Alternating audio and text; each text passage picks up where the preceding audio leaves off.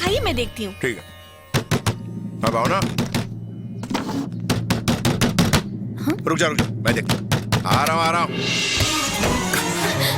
कौन है ये लड़की? शादी हो गई इससे तुम्हारी? यहाँ लड़कियों के साथ गुलछड़े उड़ा रहे हो। देखो, तुम्हें जो करना है वो करो। पेट्रोल पंप बंद करके सील करवा दिया। तुम्हें मैंने करोड़ों रुपए खिलाए ताकि तुम हमारे वफादार रहो, और क्या किया तुमने? जो खाना तुम्हारे पेट में इस वक्त है ना, वो मेरी दी हुई भीख के पैसों से खरीदा है तुमने।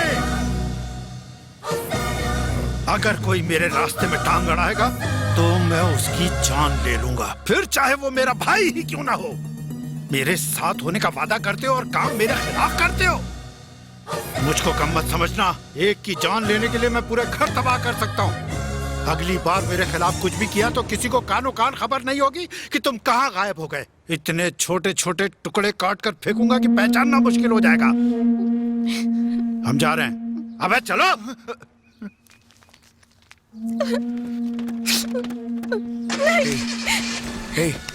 प्लीज देखो भावना, तुम मुझे गलत, मेरी बात तो सुनो। वो तुम उन्हें जानती नहीं हो। वो लोग, अरे वो लोग क्या करते तुम्हें पता?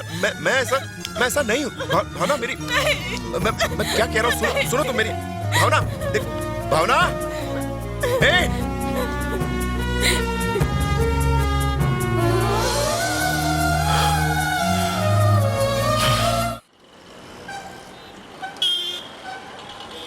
बॉस, पेट्रोल पंप खुल गया क्या? अगर इसी तरह चलता रहा तो हमारा धंधा चौपट हो जाएगा। कहीं मुंह दिखाने लायक नहीं रहेंगे। उस डीसीपी को पहले दिन ही सबक सिखाना चाहिए था। बॉस आप बताइए, हमें करना क्या है? जब उस औरत को चोट लगी तो वो कैसा भड़का था।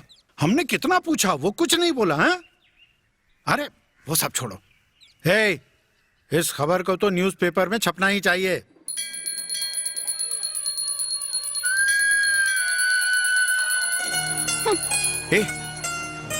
छोड़ो मुझे। मेरी बात तो सुनो। सुनने सुनाने को रह क्या है? लेकिन मैं क्या कहना चाह रहा हूँ। बहुत हो गया। अब मुझे आप पर भरोसा नहीं रहा है। मेरा विश्वास टूट गया है। भगवान भी आपको कभी माफ नहीं करेगा। आपने एक सीधी सारी लड़की का दिल तोड़ा है। मेरी पूरी बात तो सुन लो। मैं बेवकूफ एक धोखेबाज की बातों में आ गई। आपने तो सारे शहर को धोखा दिया है। क्या पता किसी दिन मेरा सौदा। बस कर। खबरदार, अगर इस तरह की बात दोबारा की, जिंदगी में कभी तुम्हारी शक्ल नहीं देखूंगा। तुमने इल्जाम तो लगा दिया, लेकिन असलियत जानने की कोशिश नहीं की। पुलिस की नौकरी सिर्फ एक धंधा बन के रह गई, मगर मैं अपनी इस वर्दी की बहुत इज्जत करता हूँ। अपने पिता के वचनों का पालन करता हूँ। आदमी चाहे किसी भी जात या धर्म का हो, अगर उसने कोई गलती की है तो उसे सजा दिलवाने का अधिकार सिर्फ पुलिस को ही है। इसीलिए मैंने अपने बेटे को पढ़ाया और कहा कि उसे पुलिस की नौकरी करनी है। बहुत अच्छी बात है। पुलिस बनकर क्या वो हमारे गांव में आएगा? अरे भाई, पहले उसे बुलावा तो आने दो। अगर उसे पुलिस की नौकरी मिल गई तो एक दिन जरूर आएगा यहाँ। शिवा, तुम्हें पुलिस की तरफ से इंटरव्यू का कॉल आया है।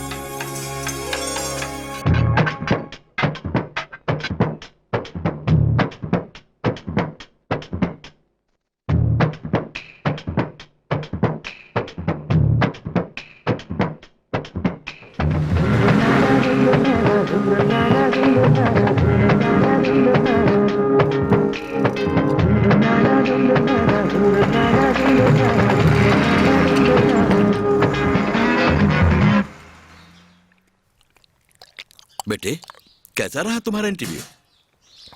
ये नौकरी मैं नहीं करना चाहता। ये क्या कह रहे हो तुम? बस ऐसे ही। क्यों? सवालों के जवाब ठीक से नहीं दिए? उन्हें जवाब से कोई मतलब नहीं, रिश्वत चाहिए उन्हें। मुझे नहीं करनी है नौकरी। तुम्हें ये नौकरी चाहिए, मगर तुम हिचकिचा रहे हो। कितनी रिश्वत मांग रहे हैं वो? 25 लाख रुपए।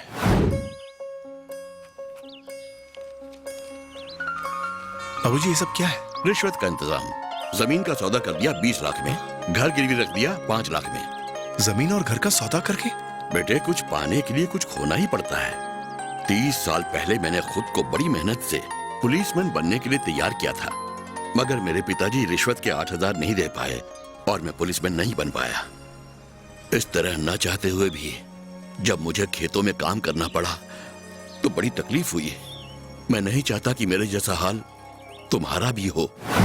मैंने पूरी लगन के साथ अपनी ड्यूटी ज्वाइन की, काम शुरू किया, मगर मुझे क्या मिला? नेताओं की दादागिरी। ऊंचे अफसरों को मेरा रवैया पसंद नहीं है। और मेरा बार बार ट्रांसफर होता रहा। ये क्या कर रहे हो? तुमने हाल ही में पुलिस फोर्स ज्वाइन किया है और तुम हमसे पैसा लेने से मना कर रहे हो। नौकरी के लिए रिश्वत दी थी ना, अब तुम भी खाओ। चलो निकलो। सॉरी सर, आपको अपने सारे गैर कानूनी कारोबार बंद करने होंगे, वरना मैं सख्त कदम उठाऊंगा। अरे देख के बोल देता ना बॉस ने भिजवाया है। सर मैंने उसे कहा था लेकिन वो नहीं माना।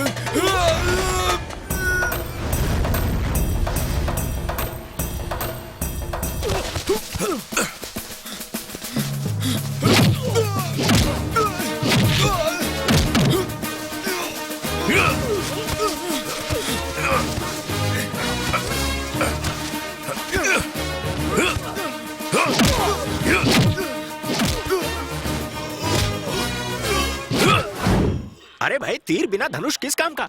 पॉलिटिक्स बिना गुंडागर्दी के चल सकती है क्या? नहीं चल सकती। वो तुम्हारी निगाहों में गलत हो सकता है, मेरी नहीं। छोड़ दो उसे। जमानत के पेपर्स लाए हो क्या? पुलिस ऑफिसर तुम हो, भूल गए क्या? संडे को जमानत के पेपर्स नहीं मिलते। पेपर कल दे दूंगा, उसे अभी छोड़ो। एफआईआर दर्ज हो चुकी है, बिना जमानत के नहीं छोड़ सकता। अरे तो कौन सी बड़ी बात है, फाड़ कर फेंक दो उसे। तेरी तो दादागिरी करता है। देखना इसका अंजाम ठीक नहीं पुलिस होगा। से बदतमीजी करने के जुर्म में बंद कर दो इसे। तुमने हमारे सांप पर हाथ कैसे उठाया? ओए, तू काला कोट पहन के आया इसलिए बच गया, वरना तेरा भी यही हशर करता मैं। उस अकड़ू का ट्रांसफर करवा दो। ट्रांसफर से कुछ नहीं होगा। इसका तो वो हल करना चाहिए कि छटपटाए भी और कुछ कर भी ना पाए। इसको तो अब मैं दिखाता हूँ कि एक पॉलिटिशियन क्या क्या कर सकता है।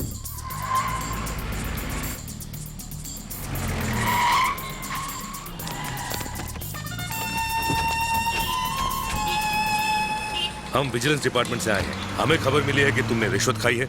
हमें तुम्हारी जीप की तलाशी लेनी है। जानती हो मेरी ईमानदारी का मुझे क्या इनाम मिला? रिश्वतखोरी का इल्जाम और सस्पेंशन। मेरे बेटे की शादी में जरूर आइएगा। शिवा की शादी और हम ना आए, ऐसा कैसे होगा? अरे ये देखिए, समधी जी की गाड़ी आ गई। संधि जी नमस्कार। आप इधर आइए। सबसे पहले तो आप शादी का कार्ड बांटना बंद कर दीजिए। क्या कह रहे हैं आप? मैं कुछ नहीं कर सकता। आपके सबूत को रिश्वतखोरी के चक्कर में अंदर कर दिया है। ये गलत इल्जाम लगा रहे हैं आप। इल्जाम नहीं, सबूत है हमारे पास। अखबार के फ्रंट पेज पे तुम्हारे बेटे की करतूत छपी है। देखिए, चाहे कुछ भी हो जाए, अब ये शादी नहीं हो सकती।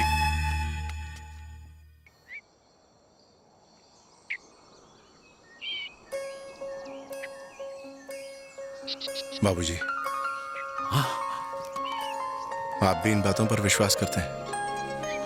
अगर भगवान भी आकर मुझसे ये बात कहे तो मैं इस पे विश्वास नहीं करूंगा, कभी नहीं। क्योंकि मैंने अपने बेटे को जो संस्कार दिए हैं, जो शिक्षा दी है, वो गलत हो ही नहीं सकती।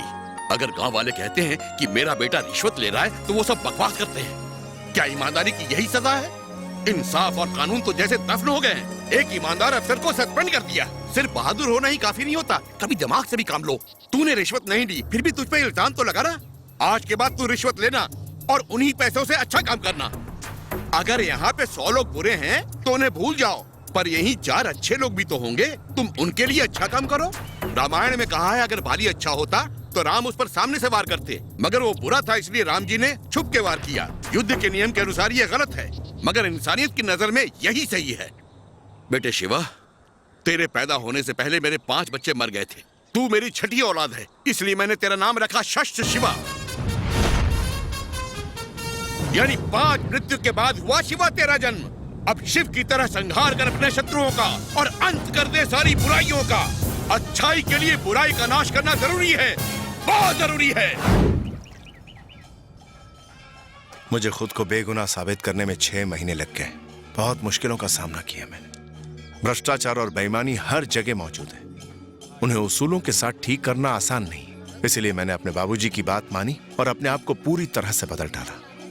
भावना, मैंने पब्लिक से कभी रिश्वत नहीं ली, बल्कि उन करप्ट लोगों से रिश्वत ली जो पब्लिक को धोखा देते हैं। मैं जो रिश्वत लेता हूं उन्हें अच्छे कामों में लगाता हूं। इनसे जो भी पैसा लिया खुद पे कभी खर्च नहीं किया। चलता हूं।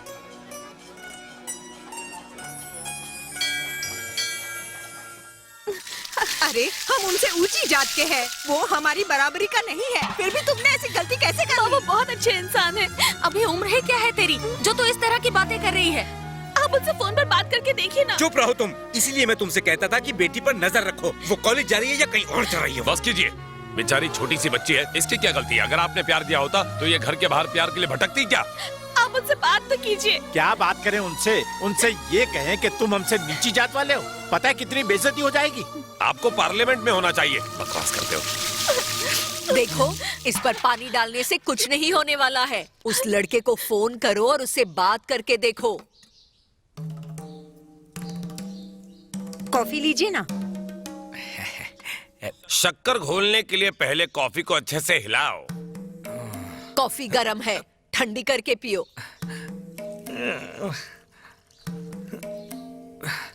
चुस्की नहीं, पूरी कॉफी गटक जाओ।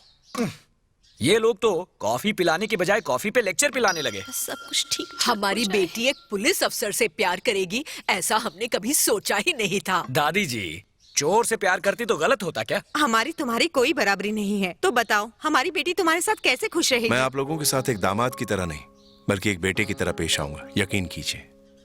अभी ये बहुत छोटी है, कॉलेज भी पूरा नहीं किया है, तो इतनी जल्दी हम इसकी शादी कैसे कर सकते हैं? फिक्र मत कीजिए, उसकी पढ़ाई मैं पूरी करवाऊंगा, ये मेरा वादा है आपसे।